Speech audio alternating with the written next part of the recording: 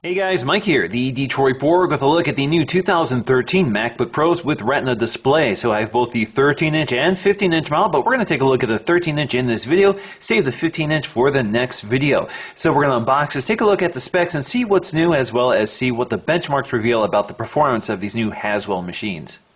Now the 13-inch model is slightly newer than the 15-inch model because they've actually redesigned the chassis, so it's now thinner and lighter than before. The 15-inch is pretty much the same externally. Both have received similar internal updates, and we'll talk about that when we get to specific models. But the 13-inch model is now 0.71 inches thin versus 0.75. It's also 3.46 pounds versus about 3.6 pounds from last year. So it's now thinner and lighter. It's actually the same thinness of the 15-inch model now. So the 13-inch model used to be slightly thicker than the 15-inch, so both are now 0.71 inches thin. Now, just like the MacBook Airs, these have also been upgraded to Intel Haswell processors, which really boost battery performance. So we go from 7 hours to 9 hours, which is a significant performance gain. Now, the 13-inch model only comes with dual-core processors, so standard we get a 2.4 gigahertz dual-core i5. You can configure this all the way up to an i7 clocked at 2.8 gigahertz. This also comes standard with 4 gigs of RAM, which is a cut from last year, which had 8 gigs standard, but they've cut pricing down. So we go from $14.99 for base to $12.99 for base. Now the base also gives you a 128 gig SSD. So if you go to the next model up, you get 8 gigs of RAM and a 256 gig SSD. Now the SSD has also benefited from PCIe connections in the motherboard. So you now get faster SSDs with this model. Of course, we'll test this out in benchmarking. We also get Thunderbolt 2.0 or Thunderbolt 2, which doubles the performance of last year's Thunderbolt or Thunderbolt 1. So we go from 10 gigs to now 20 gigs. We also have 802.11 AC Wi-Fi now built into this new MacBook. Now we also have Intel's new Iris graphics with the 13-inch model, while the 15-inch model gets the new Iris Pro graphics. That's integrated graphics with significantly better performance. That's all integrated with the new Haswell processor, so it's kind of built into the die. Now this boosts performance up by 90% from the Intel HD Graphics 4000 that was in this MacBook previously. Alright, so let's go ahead and crack this open and take a look at the inside. First, we're going to have to cut this plastic off, so I'm just going to slice it here. Alright, so I'm just going to lift the lid, and as you can see, I kind of cut the plastic around the edges so I can keep it around the box. That's just how I like to do things.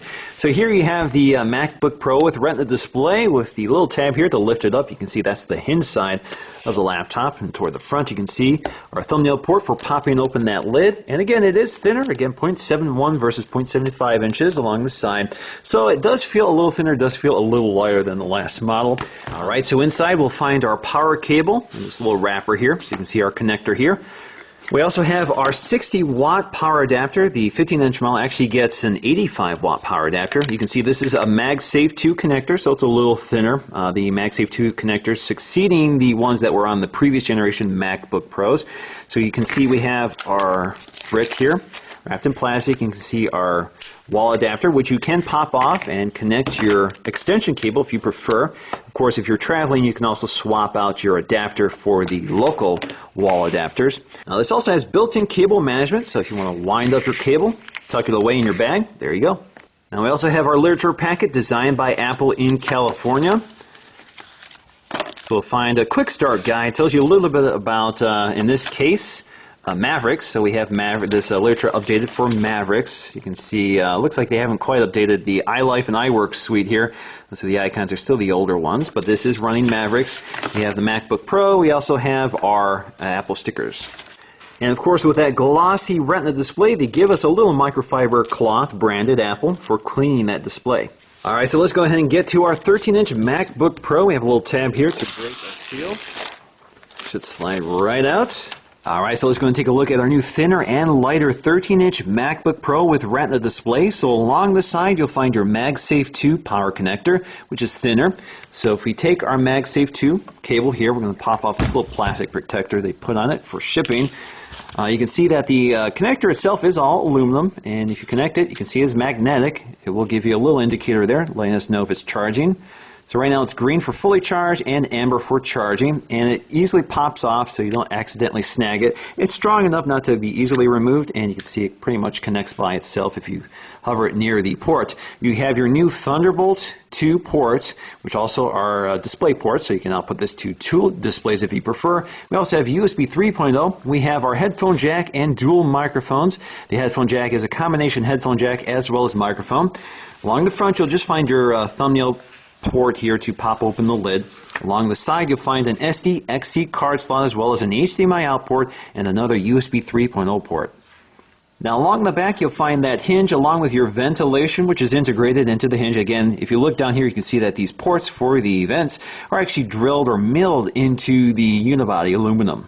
Now taking a look at the bottom, you can see we have a single panel here held on with these pentalobular screws. Now this really isn't meant to be removed.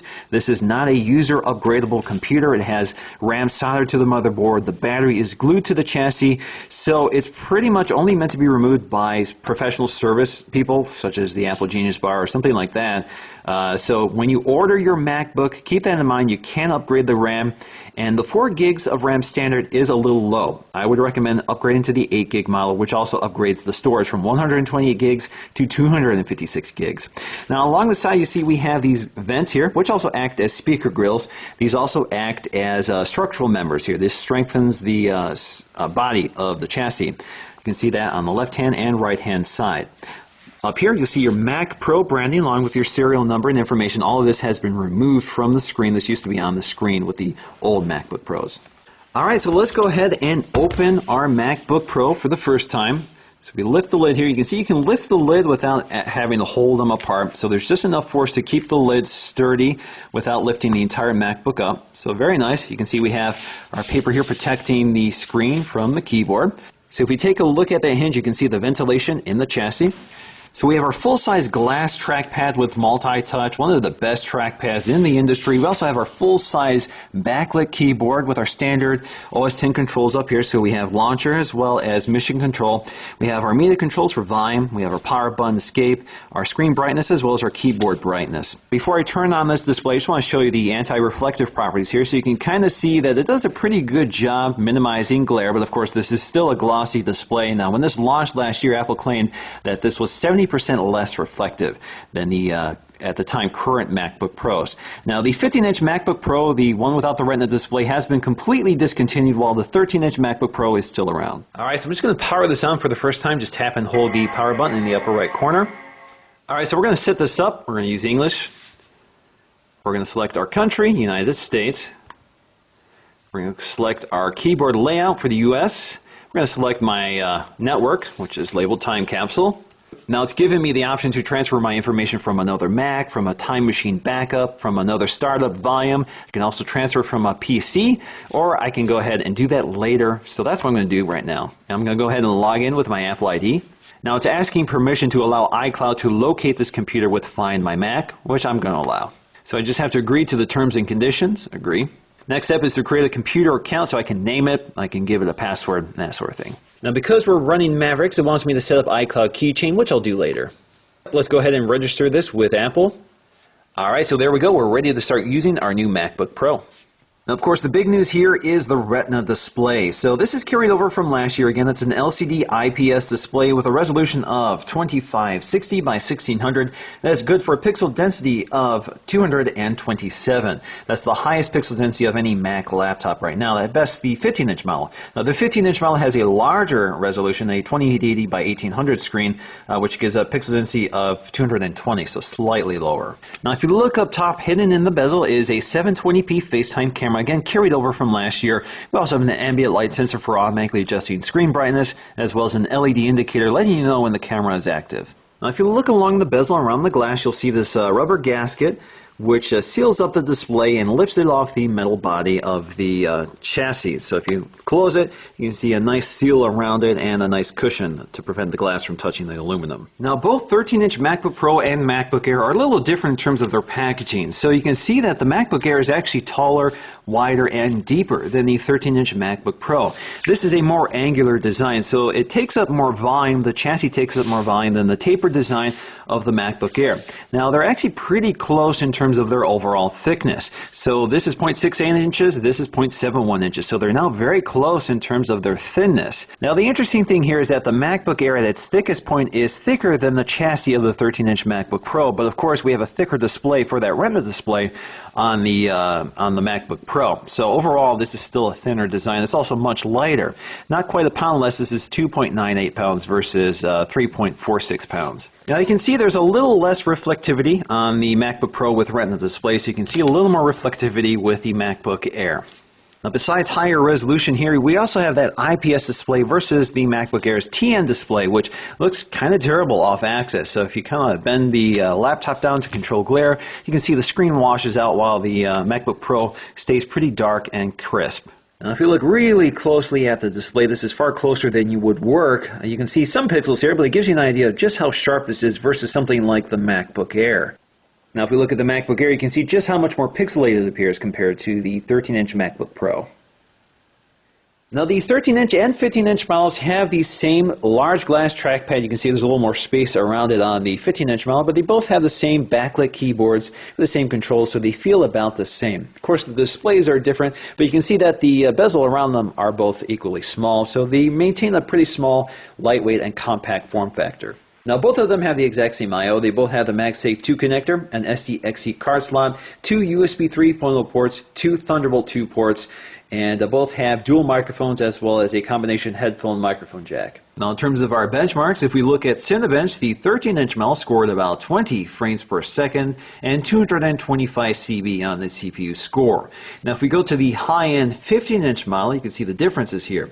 So the OpenGL score there is 53 frames per second and the CPU score is 620, so more than double the performance of the 13-inch model, and that's what happens when you add dedicated graphics as well as quad-core CPU performance. Now in terms of our Geekbench 3 scores, you can see the 13-inch does a pretty respectable job here, especially on the single core score. It's not a huge gain from the 15-inch model, but of course with 4 cores on the 15-inch versus dual cores on the 13-inch, there's a huge gain in terms of multi-core score. So you can see it's almost double on the 15-inch versus the 13-inch. Now all MacBooks for 2013 have also been updated with PCIe storage, which more than doubles the performance of the SSD read-write speed. So last year we could have expected about 300 on write and maybe 400 on read.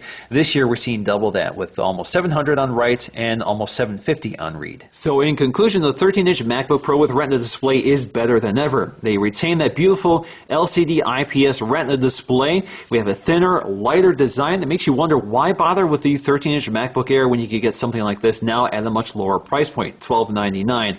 But unfortunately, at $1299, you get a fairly low-spec computer. Now, you get great internal CPUs, you get a great integrated graphics solution, but you only get 4 gigs of RAM and 128 gig SSD. For me, that's a little tight, especially for a computer that you can't upgrade yourself. I definitely recommend going up to the next level. Of course, that increases the price quite a bit from $1299 to $1499, but I think it's worth it. It's more future-proof because you have more RAM for a modern operating system, and you have more storage, so you have less to worry about in terms of running out of storage. So I do recommend the 13-inch MacBook Pro with Retina display. If you can't afford the upgrade, I still think it's a great computer, but I have a hard time recommending something with such little RAM going forward. I think it's worth the investment because if you're going to keep this for a while, you'll definitely want to have RAM that's able to keep up with the latest operating systems. So that's going to do for me in this video, guys. Thanks for watching, and I'll see you again in the next video.